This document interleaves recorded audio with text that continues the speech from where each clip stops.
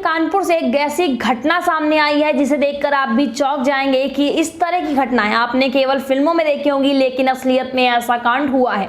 जी हाँ, मैं हूं आरोही और आप देख रहे हैं लाइव इंडिया 24x7 न्यूज। तो ले चलते हैं आपको सीधे खबर की ओर।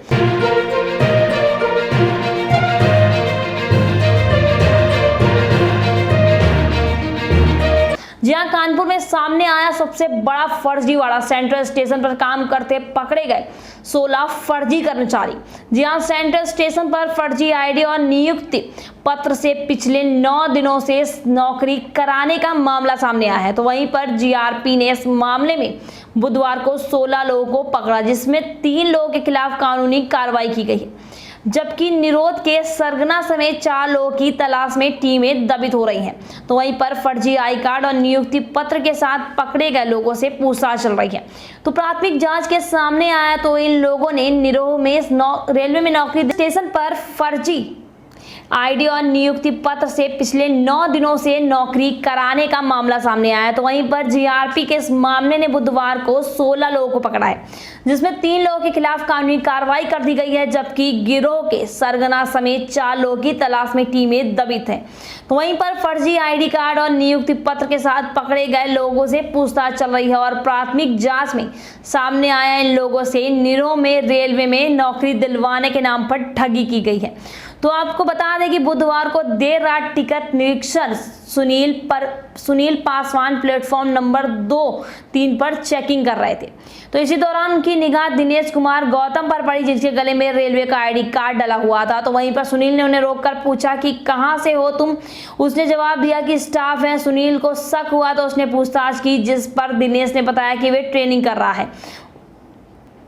उसकी तरह कई और भी सेंट्रल स्टेशन पर परीक्षण कर रहे थे, तो आईडी मांगने पर वह नहीं दिखा सकते और इस पर साथियों को बुलाने के लिए कहा गया। तो दिनेश ने फोन लगाया, लेकिन 1 घंटा गुजर जाने के बाद भी कोई सामने नहीं आया।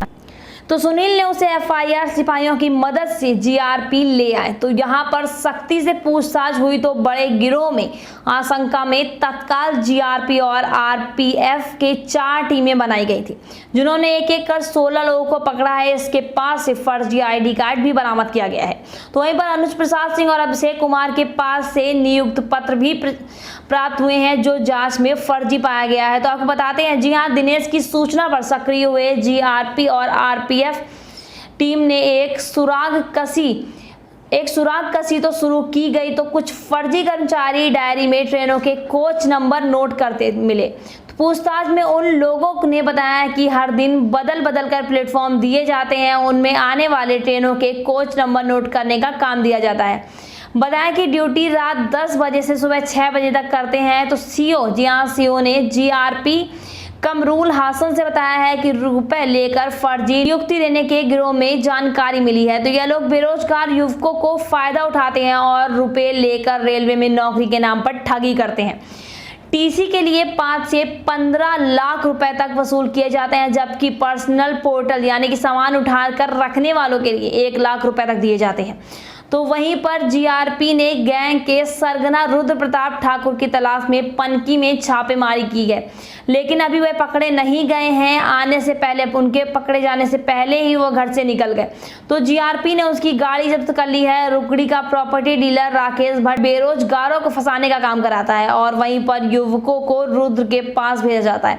इसके साथ ही अनुज अवस्थी और रोहित की भी तलाश की जा रही है। तो यदि लेटेस्ट खबर इस तरह की खबरों के लिए बने रहिए हमारे साथ और देखते रहिए लाइव इंडिया 24x7 न्यूज। धन्यवाद।